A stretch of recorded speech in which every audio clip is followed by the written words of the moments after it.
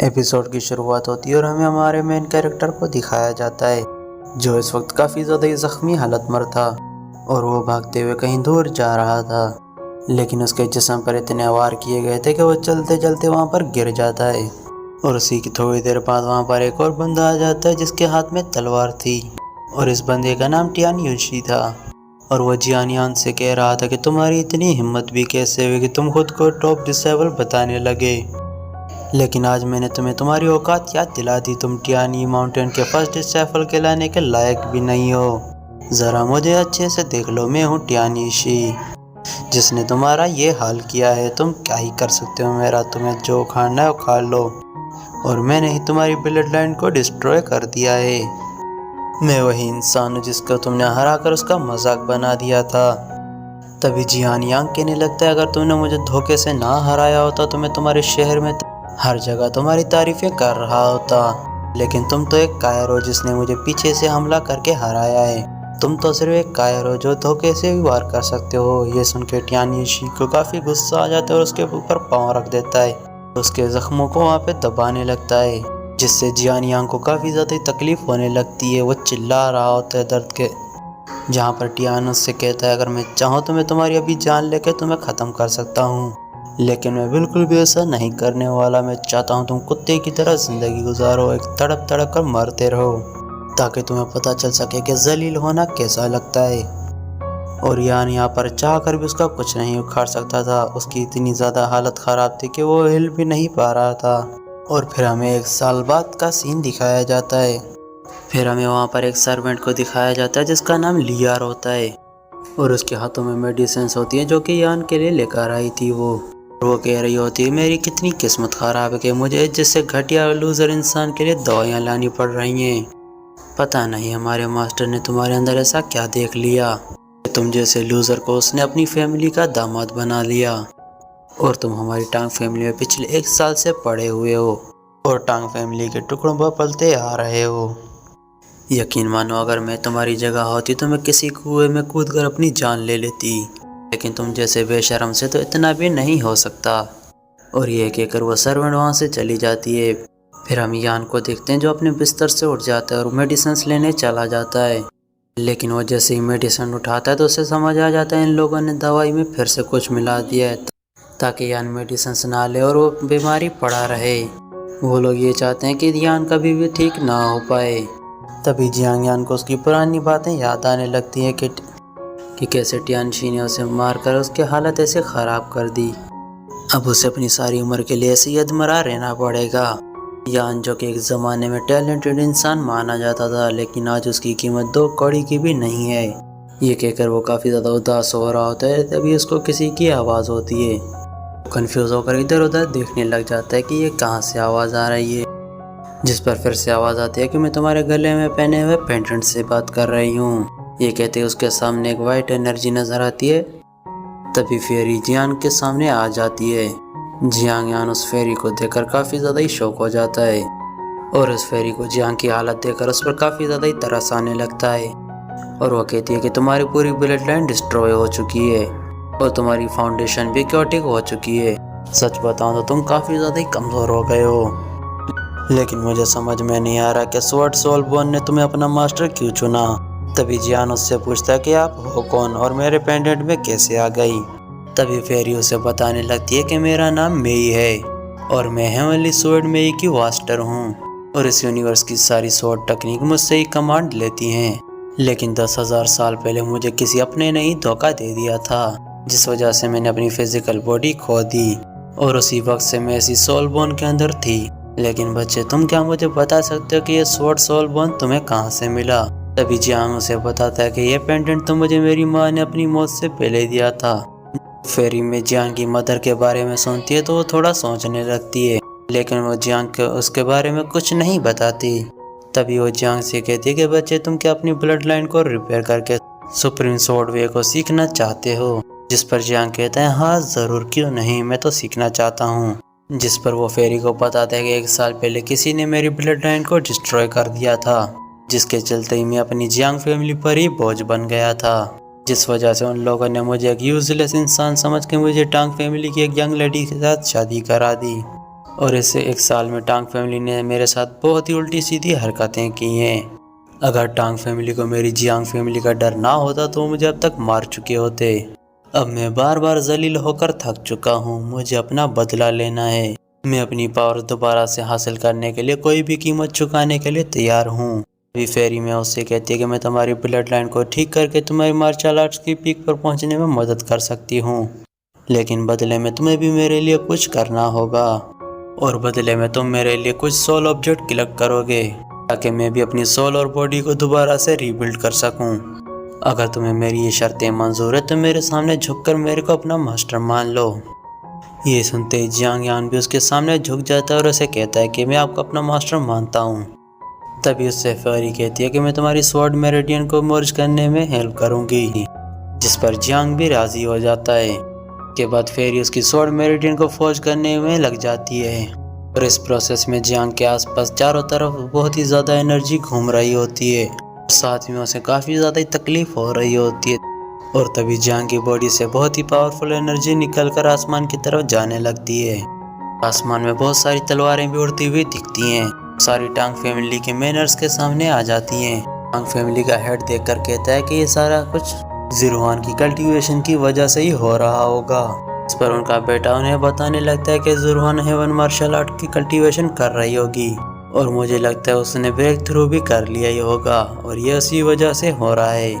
और यह सुनकर टियान फैमिली के हेड टियानसू को काफ़ी ज़्यादा यकीन हो जाता है कि ये ज़ीरुआन की कल्टीवेशन की वजह से ही हुआ है। और दूसरी तरफ ज़ीरुआन भी इस फिनोमिना को देखकर कह रही होती है कि मैंने भी अभी कल्टीवेशन कर ली है, लेकिन ये हेवनली फिनोमिना मेरी वजह से नहीं आया और पता नहीं ये किसकी वजह से हुआ है। और ये कहती वो फायर सोर्ड यांग के कमरे में आकर हिट कर जाती है। उसी के साथ काफ़ी ज़्यादा एनर्जी फ्लक्चुएट होने लगती है। यान के आसपास काफ़ी ज़्यादा एनर्जी सर्कुलेट होने लगती है और यान इसमें कामयाब हो जाता है। लेकिन जियान यांग अपने आसपास देखता है तो उसकी मास्टर वहाँ पर नहीं होती।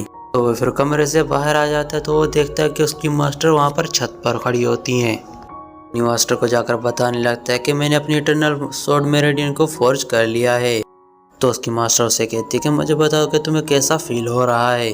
तभी जियांग अपनी पावर्स को चेक करने लगता है तो अपने आसपास की सारी जगह को महसूस कर पा रहा होता है। वो अपने आसपास की हर लिविंग बीइंग थिंग को फील कर पा रहा था और साथ में उसकी ये आयली ताकत पिछली पावर से भी काफ़ी ज़्यादा अलग थी।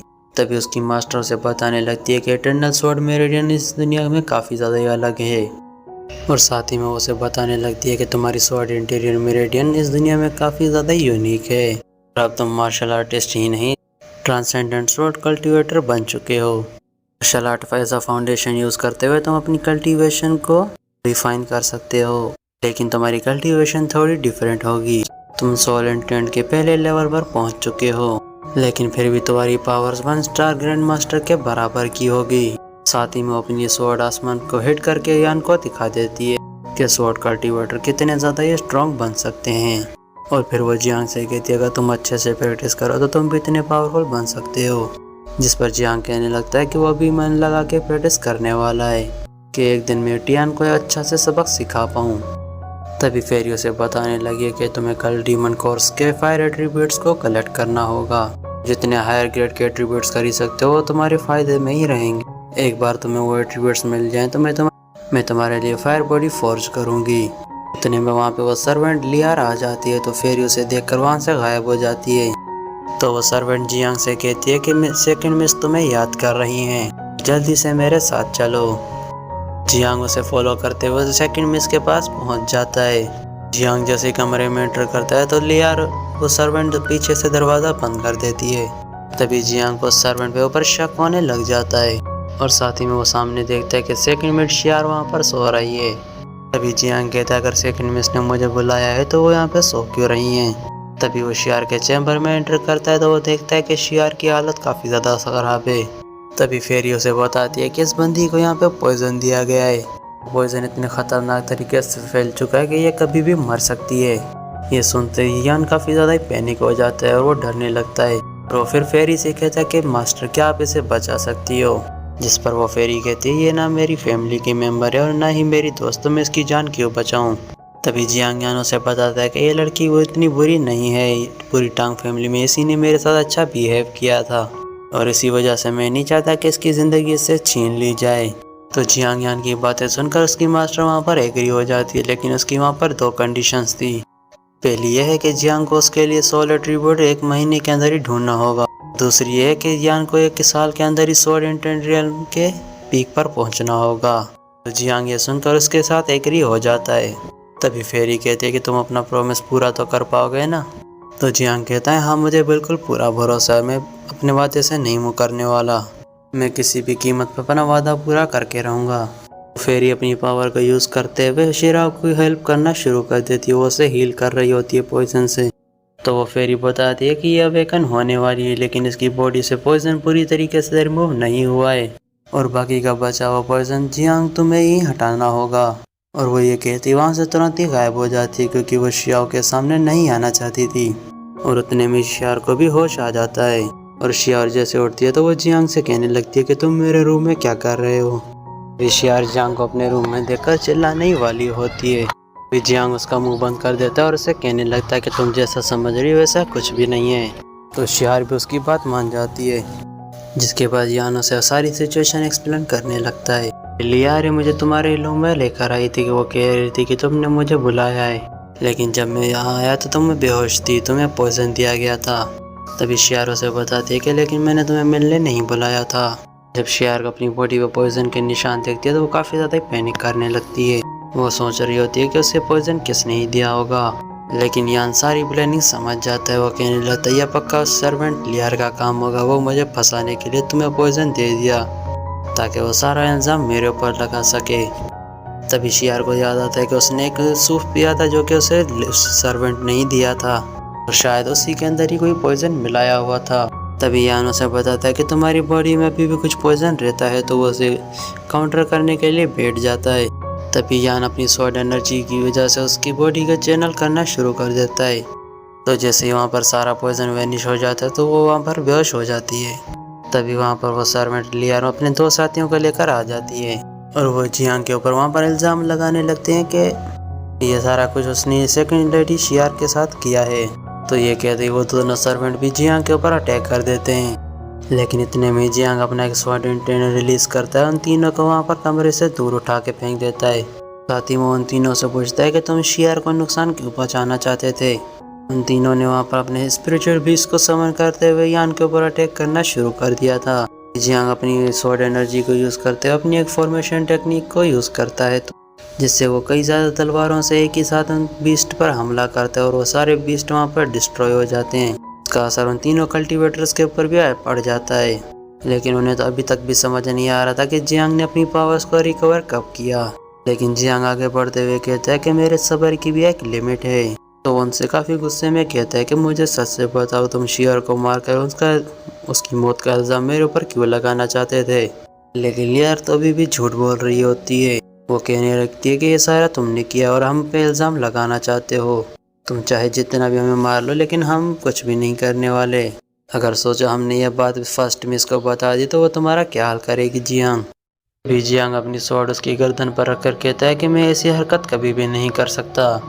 वो तुम ही लड़की थी जो मुझे शियार के रूम में लेकर गई थी और तुम ही लोगों ने मुझे जानबूझ के फंसाने की कोशिश की है। तो मुझे सच सच बताओ कि तुम्हारे इंटेंशंस क्या थे। तो जियांग की स्वॉर्ड अपनी गर्दन के इतने पास देख उस सर्वेंट की हवा निकल जाती है। उसे समझ आ जाता है अगर वो सच नहीं बोलेगी तो वो वहाँ पे मारी जा सकती है। वो घबराते हुए कह रही होती है कि सबके पीछे मैं नहीं कोई और है, लेकिन उससे पहले वो किसी का नाम भी ले पाती। उसके साथी ने वहाँ पर किसी नीडर को खींच के उसकी जान ले ली। जियांग अचानक से शौक हो जाता है कि इसकी ये मर कैसे गई। इतने में वहाँ पर टांग फैमिली का हेड अपनी बेटी के साथ ज़ीरोआन के साथ वहाँ पर पहुँच जाता है। तभी वो कल्टीवेटर से लीडर को बताने लगता है कि जियांग ने आपकी बेटी को पॉइजन देकर उसे जान से मारने की कोशिश की है। जब हमने उसे रंगे हाथों पकड़ लिया तो उस बात से मुकर गया और उसने हमारी सर्वेंट को भी मार दिया है। लियार उसे अपने हाथों से सज़ा देना चाहती थी, लेकिन उसने लियार का ये हाल कर दिया। ये सारी बातें सुनने के बाद वो फैमिली हेड काफ़ी ज़्यादा गुस्से में आ जाता है और वो भड़कते हुए कहता है जल्दी से मुझे सच बताओ, जो ये बंदा कह रहा है क्या ये सच है। जियांग तुमने ये सच में किया है। और साथ ही में अपनी फायर पावर का यूज़ करते हुए जियांग के ऊपर भी अटैक कर देता है, लेकिन यान ने उसके अटैक को बड़ी इजीली डॉज कर लिया। होंग टाई को बताने की कोशिश कर रहा था कि लोग मुझे फंसा रहे हैं, मैंने ऐसा कुछ भी नहीं किया। ना ही मैंने शियार की जान लेने की कोशिश की है और ना ही इसी सर्वेंट को मैंने मारा है। लेकिन वो लीडर उसकी बातों पर यकीन करना ही नहीं चाह रहा था। अभी जियांग कहता है कि मैं जानता हूँ आप हमेशा से ही मुझे लूजर समझते थे, लेकिन अगर मेरी जियांग फैमिली इतनी ज़्यादा ताकतवर ना होती तो आप मुझे यहाँ से कब का निकाल देते। लेकिन अभी आपको एक परफेक्ट मौका मिल चुका है मुझे यहाँ से धक्के मार के निकालने का। इसी वजह से आप इस मौके को हाथ से नहीं निकालने चाहते। तभी ज़ीरो-वन वहाँ पर कहने लगती है कि तुम मेरे फादर पे ऐसे इल्ज़ाम नहीं लगा सकते। और इसी लड़की के साथ 1 साल पहले जियांग की शादी की गई थी। जियांग भी कहने लगता है कि 1 साल के अंदर तुमने कभी भी मुझे एज अ हस्बैंड ट्रीट नहीं किया, तो मैं भी तुम्हारे फादर की रिस्पेक्ट क्यों ही करूं? उन्होंने हमेशा ही मुझे टॉर्चर किया है। तभी उसकी बातें सुन के एल्डर वहाँ पे कहने लगता है कि हमने तो बहुत ही खुदगर्ज इंसान को ही पनाह दे दी, तो हमारे रहम के भी काबिल नहीं हो। वो इतने में गुस्से में आकर जियांग यान के ऊपर बहुत ही अटैक करना शुरू कर देता है। वो लगातार कई सारे अटैक करे जा रहा था, लेकिन जियांग भी उस अटैक को डॉज कर रहा था बड़ी इजीली। तो यांग ने भी अपनी पावर्स का यूज़ करते हुए उसके ऊपर अटैक कर दिया और उसे पीछे धकेल दिया। जो सब कुछ देखकर ज़ीरो भी काफ़ी हैरान थी और वो होंग टाई भी बहुत ही हैरान हो जाता है कि ये इतना पावरफुल कैसे हो गया कि वो दोनों एक दूसरे के ऊपर फिर से अटैक कर पाते। तभी शियार को होश आ जाता है और वो अपने फादर को बताने लगती है कि जियांग ने मेरे को कुछ भी नहीं किया, उसने उल्टा मेरी जान बचाने की कोशिश की है। दरअसल मुझे लियार और इसी कल्टीवेटर ने हर्ट किया था और इन लोगों ने ही मुझे पॉइजन दिया था। ब्रदर जियांग अगर टाइम पे नहीं आते तो मैं कब का मर चुकी होती, उन्होंने ही मेरी जान बचाई है। तभी ज़ीरो-वन जाकर अपनी छोटी सिस्टर को वहाँ पर संभालने लगती है। शियारो से बताने लगती है कि इन दोनों ने मुझे पॉइजन दिया था, अगर ब्रदर यांग टाइम पर नहीं आते तो मैं कब का मर जाती। ये सुनते ही होंग टाई उन दोनों से पूछने लगता है कि क्या ये सच है, तो मुझे बताओ तुम दोनों ने मेरी बेटी को नुकसान क्यों पहुंचाया। हालांकि वो दोनों भी इस बात से मुकर रहे होते कि हमने ऐसा कुछ भी नहीं किया। तभी शियारो ने बता दिया कि कैसे इन दोनों ने सूप पिलाकर ये पॉइजन दिया। फाइनली वहाँ पर एक सर्वेंट सच्चाई बताने के लिए तैयार हो जाता है और वो होंग टाई से कहता है कि उसे एक बंदे ने ऐसा काम करने के लिए कहा था, वरना हम तो कभी भी इसको नुकसान नहीं पहुँचाते। इतने में वो सर्वेंट उसका नाम बता पाता तो उसके दूसरे साथी ने उसकी वहीं पर ही जान ले ली। वो गुस्से से होंग टाई से कहता है कि देखते जाओ तुम्हारी कैसी पूरी टांग फैमिली को डिस्ट्रॉय होता हुआ। इतना कहते ही उसने अपने खंजर को खुद के अंदर ही घोंप के अपनी जान ले ली। और ये सारा इंसिडेंट देखने के बाद वो होंग टाई अपनी बेटी से कहता है कि ऐसा कौन है जो हमारी टांग फैमिली को नुकसान पहुंचाना चाहता है, इसलिए जितना जल्दी हो सकता है तुम उस बंदे का पता लगाओ, मैं उसके अपने हाथों से जान लेना पसंद करूँगा। जियार कहने लगती है कि मैं शियार को अपने साथ अपनी मार्शल एकेडमी में ले जाना चाहूँगी, वहाँ पर मैं शियार को ट्रेनिंग भी करा सकती हूँ और उसे प्रोटेक्ट भी कर सकती हूँ और उसका यहाँ पर रुकना खतरे से खाली नहीं होगा। तो होंग टाई भी उसकी बातों पर राज़ी हो जाता है, लेकिन वहीं पर ही जियांग आ जाता है और वो भी कहता है कि मैं भी स्टार क्लाउड एकेडमी में जाना चाहता हूँ। जो ये सुनते ही वहाँ पर वो तीनों लोग काफ़ी शौक हो जाते हैं, क्योंकि होंग टाई का रवैया काफ़ी ज़्यादा बदल चुका था, क्योंकि यांग ने उसकी बेटी की जान बचाई थी। वहीं पर यांग सोचने लगता है अगर मुझे स्टार क्लाउड एकेडमी में एडमिशन मिल जाता है तो मैं वहाँ के रिसोर्सेज को भी यूज़ कर सकता हूँ, साथ ही फेरी मास्टर के लिए सोल आर्टिफैक्ट भी ढूंढना आसान हो जाएगा। तभी वहाँ पर ज़ीरो-वन से कहने लगती है तुमने थोड़ी देर पहले ही मुझसे कहा था कि मैं तुम्हें हस्बैंड जैसा ट्रीट नहीं करती, तुम अचानक से मुझसे हेल्प क्यों मांग रहे हो। यान भी अपने मन में सोच रहा था कि अब इसका मैं क्या ही जवाब दूँ। शियार बीच में कहती है कि भाई ने मेरी जान बचाई तो आप इतना तो कर ही सकती हैं। तो अब होंग टाई को भी यांग से कोई भी एतराज़ नहीं होता, तो वहाँ पर ज़ीरो-वन एकेडमी में ले जाने के लिए उसको रेडी हो जाती है, लेकिन उसकी वहाँ पर कुछ कंडीशंस होती हैं। पहली कंडीशन उसकी ये होती है कि यान वहाँ पर एकेडमी में किसी को भी नहीं बताया गया कि ज़ीरो-वन उसकी वाइफ है, और ज़ीरो-वन वहाँ की मास्टर होने के बावजूद भी यान की वहाँ पर कोई भी मदद नहीं करेगी।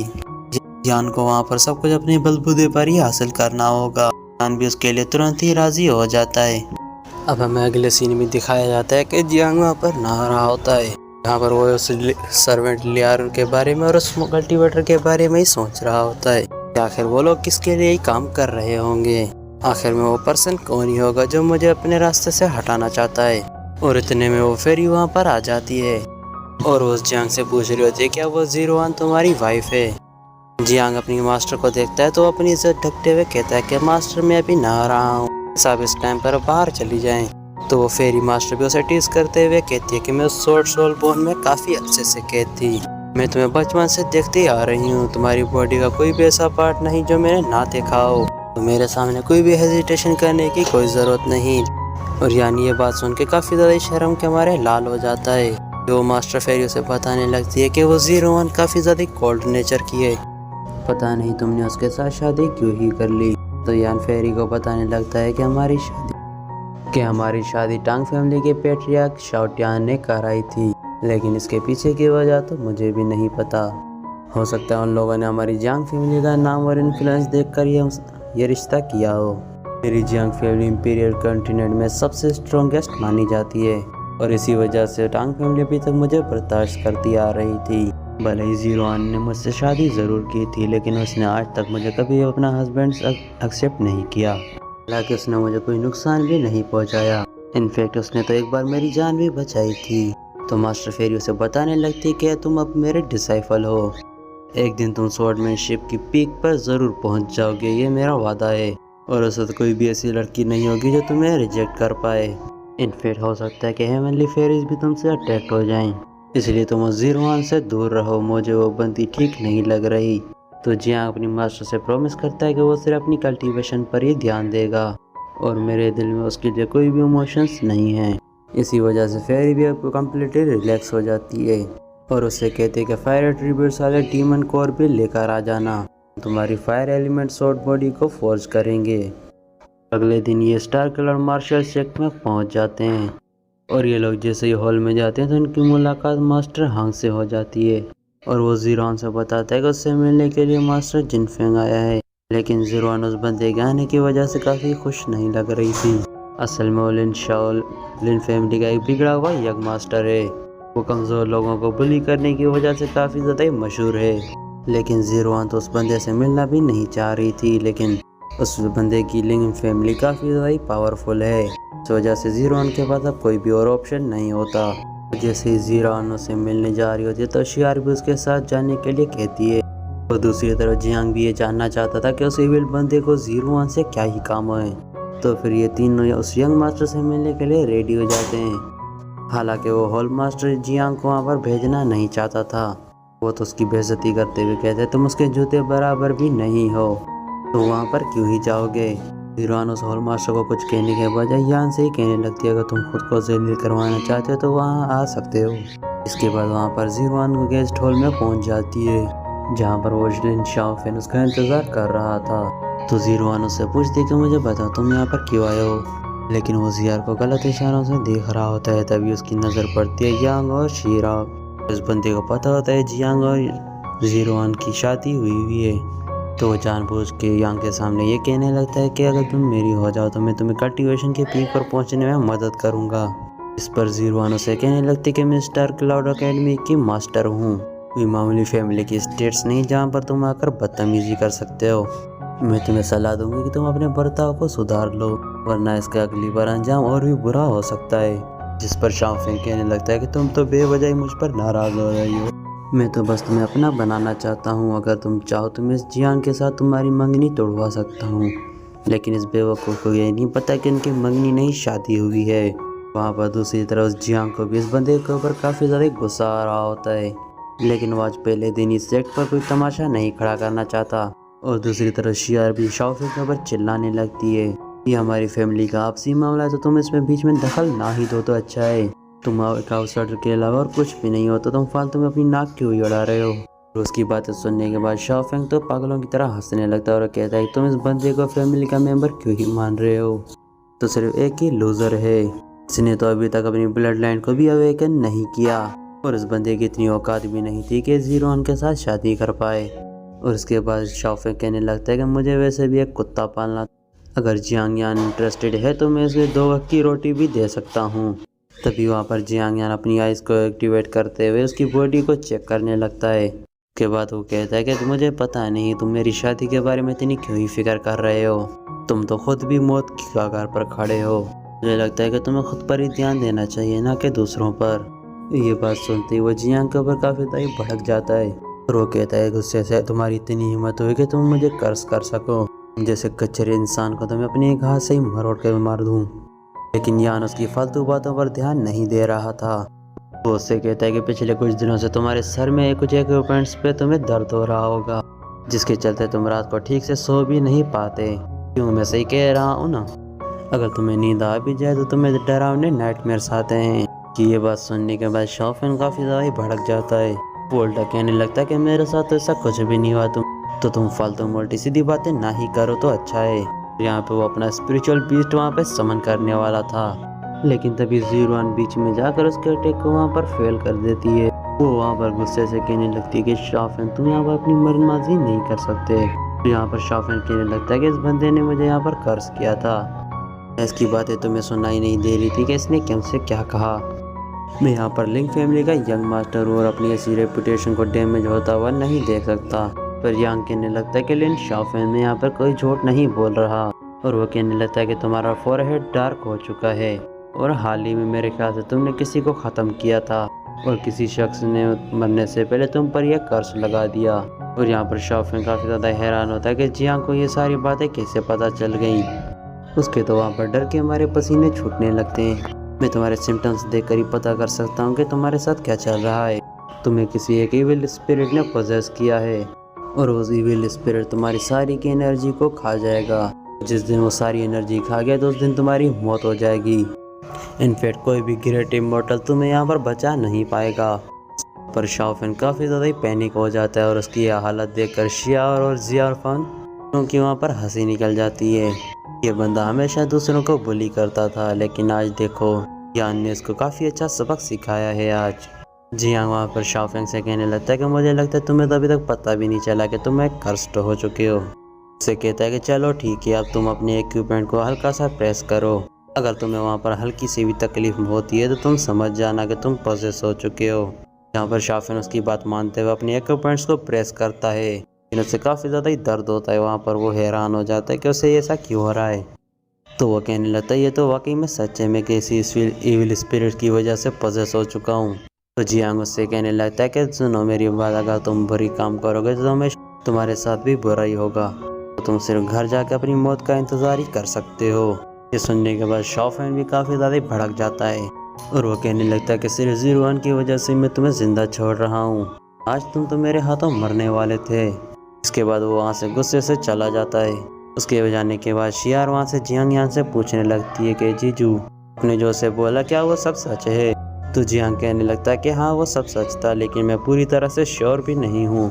जो भी पर्सन काफ़ी वक्त से बीमार होता है कॉम्प्लेक्शन भी डल हो जाता है। तो मैंने तो सिर्फ एक अंदाज़ा लगाया था, हालांकि जियांग को पता होता है उसने जो भी बोला है वो सच बोला है, क्योंकि जियांग के पास जो सोल बोन है उसमें दूसरों के इलनेस को ट्रेस करने की एबिलिटी है। वो इस एबिलिटी से सामने वाले के बंदे की बीमारी के बारे में पता कर सकता है और ये इस बात को सीक्रेट रखना चाहता है। तो वो कहने लगता है कि शॉफिंग ने हमेशा ही इविल काम किए हैं, इसलिए मैंने उसे बेवजह डरा दिया था। दूसरी तरफ हम शॉफिंग को देखते हैं जो अपने सर्वेंट से कह रहा होता है कि रेड मून अकेडमी से सबसे काबिल और टॉप लेवल के हीलर को बुलाओ, क्योंकि मैं खुद का चेकअप करवाना चाहता हूँ। और जैसे ही मैं सबसे पहले हील हो गया तो मैं जियांग को ख़त्म कर दूंगा। और अगले सीन में हम देखते हैं जीरोन जियांग की एबिलिटी को देखकर काफ़ी ज़्यादा इम्प्रेस हो जाती है, लेकिन वो ये बात दिखाना नहीं चाहती थी। इनफैक्ट वो तो जियांग को अपनी कल्टीवेशन करने पर इंसिस्ट कर रही होती है ताकि वो किसी से बेवजह दुश्मनी ना ले। के बाद वो एल्डर होंग को ऑर्डर देती है कि वो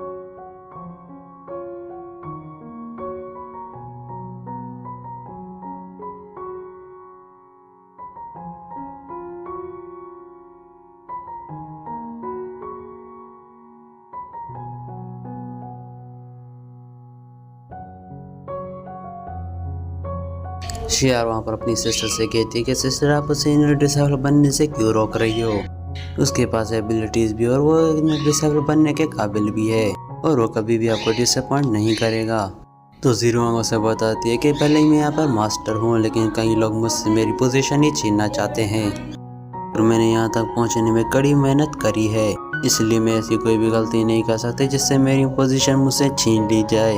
और वैसे भी मैं जियांग की हर बार मदद नहीं कर पाऊंगी और उसे खुद को काबिल बनाना पड़ेगा ताकि जो लोग उसे लूज़र समझते हैं उनके मुंह पर ताले लग जाएं। वैसे भी जिन लोगों को पता है यांग और मेरी मंगनी हुई वो मेरा मजाक उड़ाते हैं। ये तो अच्छा हुआ उन लोगों को हमारी शादी की खबर नहीं मिली, वरना तो वो लोग मेरा जीना ही हराम कर देंगे। दूसरी तरफ वो एल्डर वांग को दिखते जो कि जियांग को एग्जामिनेशन हॉल में लेकर आ गया था। वो यहाँ पर जियांग को बताता था यहाँ पर इल्यूजन फॉर्म सेटअप है, अगर तुम इसे पार कर गए तो मैं तुम्हें डिसेबल बनने का ट्रायल का मौका दूंगा। और जियांग को ये बात पता होती है इल्यूजन फॉर्मेशन कई सारे ट्रैप से भरा हुआ है और इसमें अगर एक बार कुछ चला गया तो वो बिना इंजर्ड हुए बाहर नहीं आ सकता। तो अपनी मास्टर से कहता है कि आप इस फॉर्मेशन को ब्रेक करने में मेरी हेल्प करोगी कि इनर डिसेबल बनने के लिए ये स्टेप काफ़ी ज़्यादा इम्पोर्टेंट है। अगर मैं एक बार इनर डिसेबल बन गया तो हमारे पास काफ़ी ज़्यादा रिसोर्सेज आ जाएंगे। तो उसकी मास्टर फिर उसे कहने लगती है तुम इसे एक बार ब्रेक करने की कोशिश करना, अगर तुमसे ये नहीं हो पाया तो मैं तुम्हारी हेल्प कर दूंगी। इसलिए जियांग तुरंत ही उस इनर फॉर्मेशन में पहुंच जाता है। वहाँ से टोटली इन्वायरमेंट लावा की तरह दिखाई देता है और जैसे जियांग अंदर घुसता है तो उसे आग में डालकर भून देते हैं, जिससे जियांग को काफ़ी ज़्यादा तकलीफ हो रही होती है। जिस पर मास्टर फेरी उसे बताती है ये सिर्फ एक इल्यूजन है, तुम अपने डाउ हार्ट को इससे अफेक्ट मत होने देना। जियांग उस पेन को कंट्रोल करते हुए आगे बढ़ता है, साथ पर उसके ऊपर जो भी हमले हो रहे होते हैं तो वो उसके अपनी स्वॉर्ड एनर्जी से डिस्ट्रॉय करता जा रहा था। और दूसरी तरफ होंग ये सब देखकर काफ़ी ज़्यादा गुस्सा आ जाता है, उसको कह रहा होता है आखिर ये बंदा इस फॉर्मेशन में इंजर्ड क्यों नहीं हुआ, और लेकिन कोई नहीं है, इस बार ये बंदा यहाँ पर बच नहीं सकता। और होंग उस फॉर्मेशन को मैनिपुलेट करते हुए उसके अंदर एक पपेट भेज देता है, जो देखकर जियांग यान भी वहाँ पर हैरान हो जाता है। इन मास्टर फेरी जियांग को अपनी स्वॉर्ड इंटेंट देते हुए उस पपेट को वहाँ पर डिस्ट्रॉय कर देती है, जिसके चलते वहाँ पर जियांग उस इल्यूजन फॉर्मेशन को पास करते हुए वहाँ पर बाहर आ जाता है। होंग को वहाँ पर बिल्कुल भी यकीन नहीं आ रहा था कि यह बंदा फॉर्मेशन को पास करके बाहर कैसे आ गया। जियांग उस होंग मास्टर से कहता है कि सीनियर प्लीज मुझे एग्जामिनेशन हॉल में लेकर जाएं। और होंग काफ़ी ज़्यादा हैरान हो जाता है और उससे कहता है कि बच्चे मुझे सच बताओ क्या तुम एक फॉर्मेशन मास्टर हो। और वो कहने लगता है कि नहीं, लेकिन ऐसी बेकार सी फॉर्मेशन मुझे नहीं हरा सकती। तो होंग मास्टर कहता है कि मैं जानता हूँ तुम्हारी ब्लड लाइन अभी तक आगे कि नहीं हुई है। डिसेबल के एग्जामिनेशन को पास करने के लिए तुम्हारे पास एक एक्सेप्शनल टैलेंट होना चाहिए, इसलिए मैं ये डिवाइन टेक्निक तुम्हें देना चाहता हूँ और इसे ग्रीन टाइगर सील भी कहा जाता है। और इसके मास्टर करने के बाद तुम छोटी मोटी मिस्ट्री को आसानी से पार कर सकते हो। तो जियांग भी इस स्क्रॉल को एक्सेप्ट कर लेता है, लेकिन उसको ये बात पता होती है कि एल्डर होंग के इसके पीछे कुछ ना कुछ साजिश होगी। अब नेक्स्ट सीन हम देखते हैं यांग जियान उस एल्डर के दिए हुए स्क्रॉल को प्रैक्टिस कर रहा होता है, लेकिन वो जानता था इस एल्डर के इरादे बिल्कुल भी नेक नहीं है, क्योंकि ये बंदा उसे बिल्कुल भी पसंद नहीं करता था। जब जियांग उस स्क्रॉल को ओपन करता है तो उसको एक टाइगर सील दिखाई देती है। जियांग को पता होता है ये तो खतरनाक जरूर होगा, लेकिन जियांग को एक इनर डिसेबल बनना था तो उसने ये रिस्क उठा लिया। वो तुरंत ही उस स्किल को मास्टर करने के लिए बैठ जाता है। यहाँ पर एक ग्रीन फॉर्मेशन एक्टिवेट हो जाती है। ग्रीन फॉर्मेशन के अंदर एक ग्रीन टाइगर भी अपीयर होता है, लेकिन वो जियांग के ऊपर अटैक करने के बजाय उसको अपनी पावर्स देने लग जाता है, जो देख के एल्डर होंग के वहाँ पर होश उड़ जाते हैं। यहाँ पर जियांग ने उस कुछ ही पलों के अंदर उस टेक्निक को मास्टर करके उसको यूज कर लिया था। उसने पिलर की तरफ एम करते हुए उसको उधर रिलीज कर दिया, जिसके चलते वहाँ पर काफी ज्यादा क्रैक्स पड़ने लगते हैं। ये सब देख के एल्डर काफी दंग रह जाता है। उसके हिसाब से इस पावर को मास्टर करने के लिए डिवाइन अर्थ और डिवाइन हेवन की पावर की रिक्वायरमेंट्स होती हैं। वही लोग इसको मास्टर कर सकते हैं जिनके पास परफेक्शन लेवल की सुपर पावर्स हों, लेकिन इस बंदे ने 30 सेकंड के अंदर इस चीज़ को मास्टर कर लिया। लेकिन होंग को लग रहा होता है कि जियांग इस सील की वजह से इंजर्ड हो जाएगा, लेकिन उसको तो कुछ भी नहीं होता। लेकिन यहाँ पर तो उल्टा ही हो जाता है, जिस पर वो एल्डर जियांग से कहता है कि तुमने इतनी जल्दी इस सील को कैसे सीख लिया। पर जियांग जवाब देते हुए कहते हैं कि सीनियर ये तो मुझे भी नहीं पता, मैंने बस ट्राई किया और वो हो गया। भी अगर सच बताऊं तो 1 साल बाद किसी स्किल को ट्राई किया है और मुझे भी नहीं पता था कि मैं एक बारी में कामयाब हो जाऊंगा। खैर, जब मैंने आपका ये ग्रीन टाइगर सील सीख लिया है तो आप मुझे आप भी मुझे इनर डिसेबल बना लीजिए। लेकिन वो होंग तो चाहता ही नहीं था कि ये बंदा यहाँ का इनर डिसेबल बने, इसलिए उसने जियांग को साफ साफ मना कर दिया। और वो कहने लगता कि मेरे ख्याल से तुमने यहाँ पर कोई चीटिंग की है, इसलिए मैं दोबारा से तुम्हारा टेस्ट लूँगा। जिस पर जियांग कहने लगता है कि पता नहीं सीनियर आपको ऐसा क्यों लग रहा है, लेकिन मैंने ऐसा कुछ भी नहीं किया। मैंने तो आपके सामने ही सारा कुछ किया है। मैंने आपके सामने ही दोनों असाइनमेंट्स क्लियर किए हैं, लेकिन फिर भी आप मुझ पर ही इल्ज़ाम लगा रहे हो। मुझे तो लगता है ये स्टार क्लाउड एकेडमी के रूल्स के खिलाफ होगा। जिस पर एल्डर होंग कहने लगता है कि यहाँ के रूल्स तो सिर्फ हम बनाते हैं, और मैं अच्छे से जानता हूँ कि तुमने कोई चीटिंग की है, और इसीलिए तुम्हें मेरी बात माननी होगी। और अगर तुम मना करोगे तो उसको तुम्हारा फेलियर समझ के तुम्हें रिजेक्ट कर दिया जाएगा। जिस पर जियांग कहने लगता है कि एल्डर होंगे, अगर आपको मेरी बातों पर यकीन नहीं है तो मेरी मैजिकल पावर का टेस्ट लेने का कोई मोड ही नहीं बनता। अगर मैं टेस्ट दूंगा तो आप मुझे फिर से ही चीटर बुला के मुझे यहाँ से निकाल दोगे। इसका तो फिर से कोई फायदा ही नहीं होने वाला। और ये बात सुनते होंग को हंसी आने लगती है और कहता है अच्छा हुआ कि तुमने हार मान ली, क्योंकि तुम इनर पैलेस के डिसेबल बनने के लायक ही नहीं हो। अगर तुम्हें आउटर डिसेबल बनना है तो मैं तुम्हारा नाम अभी ही रजिस्टर कर लूँगा। पर जियांग कहने लगता है कि मैं अपना हक कभी भी नहीं छोड़ता। अगर जो चीज़ मुझे हासिल करनी है तो मैं हासिल करके ही रहूँगा। और इस एग्ज़ाम को मैंने पूरी ईमानदारी के साथ पास किया था। ना आप तो जिद पर ही अड़े और उस बात को मानने को तैयार ही नहीं हो, तो ना हम किसी और ही रास्ते का यूज़ करके इस सिचुएशन को हैंडल करें। मैंने सुना है जिंगजन फ्रैक्चर में किसी को भी ऊपर लेवल पर जाने के लिए 5 सितारों से परमिशन लेनी पड़ती है। अगर उसे 5 स्टार से रिकग्नाइजेशन मिल जाए तो वो आगे जा सकता है। और जहाँ तक मुझे पता है कि उन 5 स्टार को हमारे स्टार किंग और 4 मिनिस्टर रिप्रेजेंट करते हैं, तो क्यों ना मैं उन्हीं से ही अप्रूवल ले लूँ। अगर उन्हें लगता है कि मैं ठीक हूँ तो ही वो लोग मुझे अप्रूव कर लेंगे। लेकिन उसके बाद आपको मुझे इनर डिसेबल बनाना ही होगा, और फिर इनर पैलेस में जाकर मुझे आप कल्टीवेशन करने से नहीं रोक सकते। और ये बात सुनते ही होंग टाई की वहाँ पर हंसी छूट जाती है, और वो कहता है कि वो बच्चे तुम्हें क्या सच में लगता है कि स्टार किंग जॉन तुम्हें रिकॉग्नाइज करने आ रहे हैं? वहाँ पर बड़े कल्टीवेटर्स को भी इतना भाव नहीं देता तो तुम क्या ही चीज़ हो। लेकिन जियांग को वहाँ पर खुद पर काफ़ी ही यकीन होता है, और वो कहता है एल्डर किंग मैं जानता हूँ वो मुझे ज़रूर से अप्रूव करेंगे। अगर वो नहीं करते तो मैं इस सिटी को छोड़कर यहाँ से चला जाऊँगा। और ये बात सुनते ही होंग वहाँ पर काफ़ी ज़्यादा खुश हो जाता है, क्योंकि वो तो यही चाहता था कि ये बंदा यहाँ से दफ़ा हो जाए। उसके बाद वो कहता है चलो ठीक है बच्चे, मैं भी देखता हूँ तुम स्टार किंग और उनके असिस्टेंट से कैसे अप्रूवल लेते हो।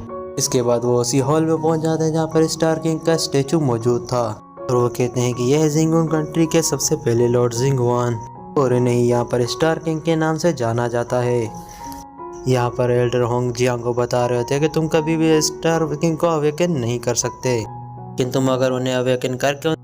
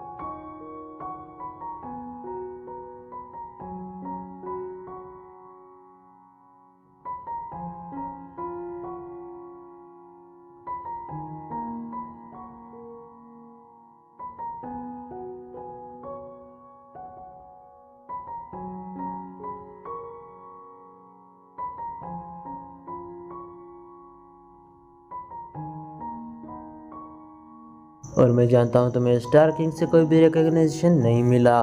जिस पर जियांग कहने लगता है कि एल्डर मैं आपसे झूठ क्यों ही बोलूँगा। अगर आपको मुझ पे सच में या कोई यकीन नहीं हो रहा तो आप खुद ही स्टार किंग से बात कर लें। अगर उन लोगों ने हाँ बोला तो आप मुझे इनर पैलेस में जाने के लिए परमिशन दे देना। और ये बात सुनते ही होंग का गुस्सा सातवें आसमान पर पहुंच जाता है, जिस पर वो गुस्से से कहता है बच्चे मैं तेरी टांगे तोड़ने वाला हूँ। अगर स्टार किंग और उसके मिनिस्टर तुम्हारी मदद करने आ गए तो मैं समझ जाऊंगा उन्होंने तुम्हें रिकॉग्नाइज कर लिया है। लेकिन जियांग ने उसे यहाँ पर अलर्ट किया था कि वो यहाँ पर कोई भी गलती ना करे, लेकिन एल्डर होंग तो उसकी एक भी बात सुनने को तैयार नहीं था। तो जियांग उसे कहने लगता है कि अगर आपने मुझ पर अटैक किया तो आपको बड़ी डेंजरसली आपको पनिश किया जाएगा। लेकिन होंग तो अपनी दुनिया में खुश था। वो कहने लगता है बच्चे तुमने मेरे सामने जुबान चला के बहुत ही बड़ी गलती कर ली है। इतनी बड़ी गलती तुमने कैसे कर ली। वो फिर अपना अटैक रेडी करते हुए के ऊपर रिलीज करने की कोशिश करता है और एल्डर होंग देखता है कि वो जियांग को टच भी नहीं कर पा रहा। और इतने में स्टार किंग की आंखों से एक स्प्लैश अटैक निकलता है और हमें एल्डर होंग की तरफ जाके लगता है। और जैसे ही अटैक एल्डर होंग को लगता है तो एल्डर होंग पीछे जाकर गिरते हैं और वो काफी ज्यादा जख्मी हो जाते हैं। लेकिन उसने सारा इल्जाम जियांग के ऊपर लगा दिया। उसे कहने लगता है कि बच्चे तुम मेरे ऊपर इविल टेक्निक का यूज कर रहे हो। अब तो तुम्हें जान से मारना मेरा ही फर्ज बनता है। हम तुम जैसे इविल बच्चे को अपनी एकेडमी में नहीं रख सकते। और वो सीधा यांग के ऊपर अटैक करने के लिए निकल पड़ता है। और दूसरी तरफ हम जियांग को देखते हैं जो कि काफी ज्यादा रिलैक्स खड़ा था और वो एल्डर से कहने लगता है एल्डर आप तो लोगों को बिला वजह तंग करने में माफी माहिर हो। भला मैं आपके ऊपर हमला करने की हिम्मत कैसे ही कर सकता हूँ। साथ ही जियांग ने होंग का अटैक डॉज भी कर लिया था। और जैसे होंग वहाँ पर दूसरा अटैक कर पाता वहाँ पर स्टार किंग की स्पिरिट ने होंग के ऊपर अटैक करना शुरू कर दिया और उसके ऊपर इतना हैवी प्रेशर रिलीज करता है कि वो बुढ़ा वहाँ पर अपने घुटनों पर आ जाता है। वहाँ पर एल्डर होंग अपनी पूरी ताकत लगा के उठने की कोशिश कर रहा होता है लेकिन वहाँ पर उठ ही नहीं पा रहा था। लेकिन स्टार किंग की पावर इतनी ज्यादा थी कि उसकी पावर का कोई लेवल मैच ही नहीं हो रहा था। जिस पर जियांग वहाँ पर कहने लगता है कि एल्डर होंग अब तो आपको मेरी बातों पर यकीन हो गया होगा। मुझे वाकई स्टार किंग और उनके मिनिस्टर्स ने रिकॉग्नाइज कर लिया है। और इस बार होंग को भी अपनी जिद छोड़नी पड़ जाती है और वो जियांग से कहने लगता है कि हाँ बच्चे मैं जान चुका हूँ तुम्हें उन लोगों ने रिकॉग्नाइज कर लिया है। प्लीज अब मुझे इस प्रेशर से तो आज़ाद करवा लो। मुझे पूरा यकीन हो चुका है कि तुमने ट्रायल में कोई भी ये गड़बड़ी नहीं की थी। अब तुम ही हो जो स्टार किंग को बता सकते हो कि मैं यहाँ पर मुसीबत में फंस चुका हूँ। मैं अपने किए पे यहाँ पर बहुत ही शर्मिंदा हूँ। लेकिन जियांग यहाँ पर उससे हर बात क्लियर करना चाहता था और उससे पूछने लगता है कि क्या मैं इनर पैलेस का डिसाइफल बन सकता हूँ। अब मुझे वहाँ अंदर जाने से रोकोगे तो नहीं ना। जिस पर एल्डर होंग तड़पते हुए कहते हैं हाँ मैं तुम्हें नहीं रोकूंगा। तुम्हें अगर बेकर डिसाइफल बन चुके हो और मैं जीरो को अभी जाके खबर दे आऊंगा और तुम्हें जल्द से जल्द इनर डिसाइफल का मटेरियल प्रोवाइड किया जाए। और ये सीन यहीं पर कट होता है। हमें जियांग और जीरोन को दिखाया जाता है और वहाँ उससे वो अपना टोकन लेने आया था जहाँ पर जीरोन उससे कहने लगती वो नहीं जानती कि तुम्हें स्टार किंग ने रिकॉग्नाइज क्यों किया कि तुम तो इतने पावरफुल हो भी नहीं। लेकिन खैर मैं तो उनके डिसीजन के अगेंस्ट जा भी नहीं सकती। मुझे उन पर पूरा यकीन है। बस इतना समझ जाओ कि इनर पैलेस काफी ज्यादा ही खतरनाक है। वहाँ पर सिर्फ स्ट्रॉन्ग लोग ही सर्वाइव कर सकते हैं। इनर डिसाइफल की कल्टीवेशन और पावर को बढ़ाने के लिए वहाँ पर तरह तरह के कंपटीशन किए जाते हैं जो कि काफ़ी ज़्यादा खतरनाक हैं, जिसमें तुम्हें भी पार्टिसिपेट करना होगा। इसलिए मैं चाहती हूँ कि तुम वहाँ जाने से पहले खुद को मेंटली प्रिपेयर कर लो। और मैं तुमसे ये इसलिए कह रही हूँ क्योंकि मैं तुम्हारी नाम की भी और यहाँ की मास्टर भी हूँ, क्योंकि मैं भी वहाँ पर तुम्हारी मदद नहीं कर सकती। पर जियांग कहने लगता है कि तुम्हें मेरी फिक्र करने की कोई भी ज़रूरत नहीं है। मैं खुद कोई भी सिचुएशन को समझ सकता हूँ और मैं भी तुमसे वादा करता हूँ कि मैं भी तुम्हें परेशान नहीं करने वाला। जो सुनते ही वहाँ पर जीरो इनर डिसाइफल का टोकन वहाँ पर समन कर लेती है, जिसे कलेक्ट करते ही वहाँ पर जियांग यहाँ का इनर डिसाइफल बन जाता है। साथ ही वो जीरो से पूछता है कि मुझे मेरी कल्टीवेशन रिसोर्सेज कब मिलेंगे। ये सुनते ही जीरो ने अपनी स्पेस रिंग से कल्टीवेशन मटेरियल्स को निकालना शुरू कर दिया। वो जियांग को बताने लगती है कि तुम हमारे स्टार क्लाउड एकेडमी के इनर डिसाइफल बन चुके हो, इसलिए तुम्हें हर महीने ये मटेरियल दिया जाएगा जिसमें तुम्हें मिलने वाले हैं 10 स्पिरिचुअल ग्रासेस और 3-4 और चीज़ें हैं जो तुम्हारी कल्टीवेशन में काफ़ी ज़्यादा हेल्प करेंगी। लेकिन जियांग यान इन मटेरियल्स को देखकर तो काफ़ी खुश नहीं नज़र आ रहा था। वो जीरोन से कहने लगता है ये तो काफ़ी बेसिक लेवल के मटेरियल्स हैं और जीरोन को उसकी बातें सुनकर काफ़ी ज़्यादा ही हंसी आने लगती है कि उसे जियांग से कोई भी खास उम्मीद नहीं होती कि वो कुछ भी कर पाएगा। लेकिन ये फिर भी हायर लेवल के रिसोर्सेज की मांग कर रहा है। वो उसे बताने लगती है कि हम हायर लेवल के रिसोर्सेज भी ऐसे किसी को नहीं देते। उसके लिए तुम्हें खुद की काबिलियत को भी साबित करना पड़ेगा। अगर तुम कड़ी मेहनत करते हुए हमारी स्टार अकेडमी को कुछ एफर्ट्स लगाते हुए तुम कुछ कर सकते हो तो हम तुम्हें हायर अप्स के रिसोर्सेज भी देना चाहेंगे। हम तुम्हें हायर रिसोर्सेज भी देंगे ताकि तुम अपनी कल्टीवेशन को और भी आगे ले जा सको। उसके लिए तुम्हें कड़ी ज़्यादा मेहनत करनी पड़ेगी। लेकिन जियांग यान को डेमोनिक कोर की ज़रूरत थी, लेकिन वो समझ जाता है कि वो उसे यहाँ से तो नहीं मिलने वाला, तो उसे वो सारा मटेरियल खुद ही परचेस करना होगा। अब वो सेक्ट के अंदर पवेलियन में चला जाता है और ये वही जगह थी जहाँ से एलेक्सर खरीदे और बेचे जा सकते हैं। अब जियांग यान के पास इतना पैसा तो था नहीं कि वो हायर लेवल के डेमोनिक कोर को खरीद सके, लेकिन तभी उसकी नज़र पड़ जाती है एल्डर होंग के ऊपर, जो कि कुछ परचेस करने के लिए इस हॉल में आ गया था। और उसको देखते ही जियांग के चेहरे के ऊपर एक इविल स्माइल आ जाती है। एल्डर होंग से कहने लगता है, अरे वाह क्या हसीन इत्तेफाक है, मुझे तो लगा ही नहीं था कि मेरी आपसे यहाँ से मुलाकात हो जाएगी।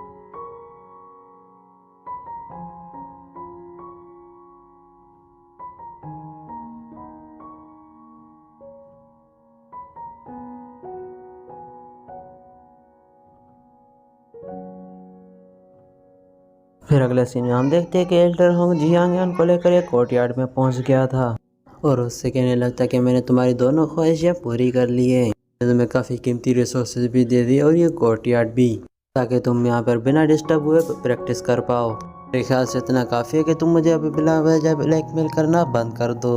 और जियांग यान इस कोर्टयार्ड को देखकर काफ़ी ज़्यादा खुश हो जाता है। वो एल्डर होंग से कहने लगता है, आप तो काफ़ी ज़्यादा दयालु निकले, मुझे लगा ही नहीं था कि आप मेरी इतनी सारी मदद करोगे। लेकिन एल्डर होंग को वहाँ पर उसकी तारीफें सुनकर भी गुस्सा आ रहा था कि ये सारा कुछ उसने वहाँ पर स्टार किंग के दर्द के मारे किया था। इसके बाद वो गुस्से से वहाँ से निकल जाता है। उसके बाहर जाते वहाँ पर फेरी में आ जाती है जो कि जियांग की मास्टर थी।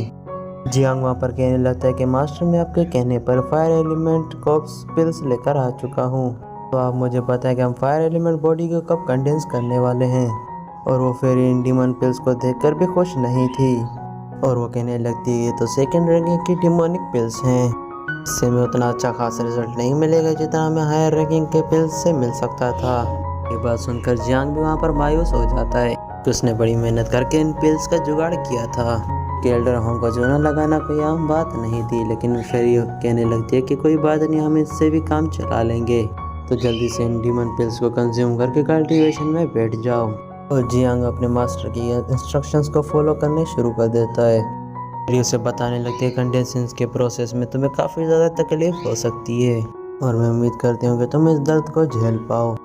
और जियांग ने वहाँ पर फायर एलिमेंट बॉडी को कंडेंस करना स्टार्ट कर दिया था वो 5 एलिमेंट्स जियांग की बॉडी में जैसे चलते हैं तो उसे काफ़ी ज़्यादा तकलीफ होने लगती है और साथ ही साथ उसकी बॉडी से काफ़ी ज़्यादा पावरफुल स्पिरिचुअल एनर्जी रिलीज होने लगती है और फिर काफ़ी टाइम बाद इस प्रोसेस को झेलने के बाद वहाँ पर फायर फॉर्मेशन एक्टिवेट हो जाती है। यानी इसका मतलब यह है कि ये प्रोसेस अपने आखिरी स्टेज पर पहुँच चुका था। और फिर हम फेरी को देखते जो उन क्रिस्टल्स को रिफाइन करके जियांग की बॉडी में अंदर डाल देती है, इससे यह फाइनल स्टेज भी पूरी हो जाए। हम जियांग को देखते हैं जिसे वहाँ पर बहुत ही ज़्यादा तकलीफ हो रही थी। देखते हैं कि 5 कलर की एनर्जी भी उसकी बॉडी के अंदर एब्जॉर्ब हो रही होती है और इसी तरह से जियांग ने यहाँ पर 5 एलिमेंट स्वॉर्ड बॉडी को एब्जॉर्ब कर लिया था। फिर हम फेरी को देखते जो भी काफ़ी ज़्यादा एग्जॉस्ट हो चुकी थी और वो जियांग से कहती है, बताओ तुम्हें 5 एलिमेंट स्वॉर्ड बॉडी मिल चुकी है, क्या तुम्हारी बॉडी में कोई अलग फीलिंग आ रही है इससे? पर जियांग मास्टर से कहने लगता है कि मास्टर मुझे ऐसा फील हो रहा है कि मेरी पूरी बॉडी एनर्जी से भरी हुई हो। आपका बहुत बहुत शुक्रिया कि आपने मुझे इतना बड़ा गिफ्ट दिया। ये सुनकर फेरी कहने लगती है कि हमें अगले स्टेज पर भी बढ़ना चाहिए। अब तुम्हारे पास 5 एलिमेंट स्वॉर्ड बॉडी है तो तुम्हें 5 एलिमेंट्स के मेथड को ही फॉलो करना चाहिए। और मास्टर जियांग की बॉडी में अंदर वो स्किल्स पास कर देती है और जियांग को बस इन्हीं स्किल्स को मास्टर करना होगा। और फिर उसे बताती है कि पहले तुम्हें खुद ही इसी टेक्निक को समझना होगा। जितना चाहो कोशिश करो कि तुम खुद के दम पर इन टेक्निक को मास्टर कर पाओ। अगर तुम्हें कोई भी दिक्कत आए तो मैं तुम्हारी हेल्प करूँगी। फिलहाल मुझे काफ़ी ज़्यादा रेस्ट की ज़रूरत है। हमारी शॉर्ट बॉडी कंटेंशन में मेरी काफ़ी ज़्यादा एनर्जी कंज्यूम हो चुकी है। बस इतना याद रखना कि तुम्हें तुम्हारे मास्टर के लिए सोल क्रिस्टल्स लाने होंगे, जिससे मैं जितना जल्दी हो सके खुद को रिकवर कर पाऊंगी। और फेरी की ऐसी हालत देखकर जियांग भी काफ़ी पैनिक हो जाता है। उसे कुछ भी करके वहाँ पर सोल क्रिस्टल्स को हासिल करना ही होगा। अब जियांग यहाँ पर इतना सोच ही रहा होता है तो उसे मेन डोर पर किसी की आवाज़ सुनाई देती है। इस पर सेकेंड लेडी शियार उससे वहाँ पर मिलने आई थी। पर जियांग उसे देख के कहने लगता है कि तुम्हें यहाँ का एड्रेस किसने बताया? इस घर के बारे में तभी तक किसी को पता ही नहीं था। जिस पर शियार कहने लगती है, वो कहने लगती है कि मैं तो आपके बारे में एल्डर होंग से पूछ रही थी और उन्होंने मुझे बताया। और वो कहती है, खैर ये देख के मैं यहाँ पे क्या ले आई हूँ। दरअसल शियार यहाँ पे जियांग के लिए कुछ एसेंस पिल्स लेकर आई थी, लेकिन जियांग यहाँ पर उसे पिल्स को एक्सेप्ट करने से मना कर देता है। ये कह रहा होता है कि ये पिल्स तुम्हारे ज़्यादा काम आएंगी, इसलिए ये पिल्स मैं एक्सेप्ट नहीं कर सकता। लेकिन शियार भी उसकी कहाँ सुनने वाली थी। उसने ज़बरदस्ती से वो पिल उसके हाथों में थमा दी। वो जियांग से कहने लगती, आपको पता है मैं अपनी ब्लड लाइन को अवेकन नहीं कर सकती। ना जाने में कितनी दफ़ा इसमें फेल हो चुकी हूँ, इसलिए मैं ये आपको पिल्स दे रही हूँ। और ये एसेंस पिल्स मेरे किसी भी काम की नहीं है, पर मैं चाहती हूँ ये आप ही कंज्यूम करें। प्लीज़ इससे मेरा फ़ायदा तो नहीं, लेकिन आपका फ़ायदा ज़रूर होगा। वहाँ पर जियांग भी उसकी बात मान लेता है और ये सारी बातें वहाँ पर फेरी मास्टर भी सुन लेती है, जो कि कहने लगती है कि जियांग तुम्हारी सिस्टर की ब्लड लाइन तो काफ़ी ज़्यादा स्पेशल है। और वो कहने लगती है मेरे ख्याल से उसके बाद डाउग्रेड की लोटस ब्लड लाइन है, जो कि अपने आप में ही काफ़ी ज़्यादा रेयर मानी जाती है। इतना सुनने के बाद जियांग भी काफ़ी ज़्यादा ही हैरान हो जाता है कि उसने भी इस ब्लड लाइन के बारे में एंशिएंट रिकॉर्ड्स में पढ़ रखा था। और वो फेरी को बताने लगता है कि शियार काफ़ी टाइम से अपनी ब्लड लाइन को अवेकन करने की कोशिश कर रही है, लेकिन वो हमेशा ऐसी भी एक प्रोसेस में फेल हो जाती है। और वो फेरी से हेल्प मांगते हुए कहते हैं कि आप इसकी लड़की की हेल्प कर सकती हो, आपके प्रोसेस के बगैर ये कभी भी मुझे नहीं लगता अवेकन कर पाएगी। जिस पर फेरी रिप्लाई देते हुए कहती है, जियांग तुम्हारी मास्टर के पास इतना फ्री टाइम नहीं है, इधर उधर टाइम पास करते हुए नहीं घूम सकती। पर जियांग उससे रिक्वेस्ट करते हुए कहते हैं कि अगर आप इसकी अवेकनिंग करने में हेल्प करती हो तो मैं आपकी कोई भी 2 रिक्वेस्ट मानने को तैयार हूँ। इस प्रोसेस में शियार की ब्लड लाइन अवेकन हो या ना हो, मैं आपकी फिर भी बात मानने को तैयार हूँ। मैं चाहता हूँ आप आखिरी बार मेरी मदद करें। और इतनी मिन्नतों करने के बाद उस फेरी को इसकी बात माननी पड़ती है, जिस पर फेरी मान जाती है और कहती है कि मैं इसकी मदद करने के लिए तैयार हूँ, लेकिन मैं इसके सामने नहीं आना चाहती। इसलिए थोड़ी देर के लिए मुझे तुम्हारी बॉडी का कंट्रोल लेना पड़ेगा। इसके लिए जियांग भी तुरंत ही तैयार हो जाता है। उसके बाद जियांग जाके शिराओ से पूछता है, क्या तुम अपनी ब्लड लाइन को अवेकन करना चाहती हो? शियार वहाँ पर थोड़ा शौक हुई और बोली, हाँ बिल्कुल, लेकिन मैं उसे अवेक नहीं कर सकती। अगर आपके पास कोई रास्ता है तो बता दीजिए। जियांग ने उसे एसेंस पिल्स वापस दी और कहा कि अब तुम्हारी काम आएगी। जियांग जिसकी बॉडी पर फेरी का कंट्रोल था, उसने शियार की स्पिरिचुअल एनर्जी चेक की और बताया तुम्हारे पास डाउ ग्रेड की ब्लू लोटस ब्लड लाइन है, मगर इनहेरिट स्पिरिचुअल एनर्जी की कमी की वजह से तुम इसे अवेक नहीं कर पा रही हो। शियार थोड़ी नाराज़ होती है और कहती है कि क्या मुझे उम्मीद छोड़ देनी चाहिए? जियांग ने कहा, नहीं, हमारे पास अभी भी चांस है। मुझे तुम्हारे मेरिडियंस क्लियर करनी होगी और अपनी स्पिरिचुअल पावर से तुम्हारी डेफिशिएंसी को ख़त्म करनी होगी। जियांग ने मेडिटेंस क्लियर करना शुरू कर दिया और ये प्रोसेस कई दिनों तक चलनी थी। जियार ने पहली बार अपने लोटस ब्लड लाइन की हल्की सी पावर को महसूस किया। जियांग ने उसे वापस जाने को कहा ताकि उसे कोई ताने ना मारे। उसने समझाया कि रोज एक इंसेंस पिल कमजोर करनी है ताकि वो उसकी हेल्प करता रहे और शियार भी बहुत खुश हो जाती है। और जियांग ने रिक्वेस्ट की कि सारी बातें को अपनी सिस्टर जियार को मत बताना, ये हमारे सीक्रेट रहेगा। शियार को लगता है कि जियार को बताने से उनका रिश्ता सुधर जाएगा, लेकिन जियांग को सिर्फ कल्टीवेशन पर फोकस करना था। अगले सीन में हम देखते हैं जियांग बैम्बू फॉरेस्ट पहुंच गया था। फेरी ने कहा कि वहाँ एनर्जी चेक करो और यहाँ कल्टीवेशन करने से उसे 5 एलिमेंट स्वॉर्ड के वे 5 टेक्निक बताई। पहली थी सन पियर्सर्स, दूसरी थी मून रिमेनेंट और तीसरी थी थंडर डेवार और तीसरी थी स्ले क्रशर और पांचवी थी फाइनल जजमेंट। फेरी ने कहा कि अभी तुम सिर्फ पहली मूव सन पियर्सर सीख सकते हो। जियांग ने प्रैक्टिस शुरू की और अपनी पुरानी नॉलेज की वजह से जल्दी मास्टर कर लिया। उसने देखा कि पहली मूव इतनी पावरफुल तो आखिरी कितनी पावरफुल होंगी। फिर हम देखते हैं कि अचानक से ज़मीन हिलने लगती है कि फेरी ने बताया उनकी तरफ एक बहुत ही पावरफुल डेमन, मुझे लगता है एक थर्ड हेवनली रेकिंग का डेमोनिक बीस्ट है, उनके सामने आ गया। यहाँ जियांग थोड़ा सा लेकिन फेरी उससे कहने लगती है तुम तो मेरे डिसाइपल हो, हर चैलेंज को मुकाबला करो। इस बीस्ट को मारकर इसकी डिमोनिक पिल हासिल करेंगे तो तुम्हारी स्ट्रेंथ बढ़ जाएगी। फेरी ने उसे सन पियर्सर टेक्निक यूज़ करने को कहा। जियांग ने उसके ऊपर अटैक करने के लिए रेडी हो गया और इसी के साथ हमारा ये एपिसोड यहीं पर ही ख़त्म हो जाता है।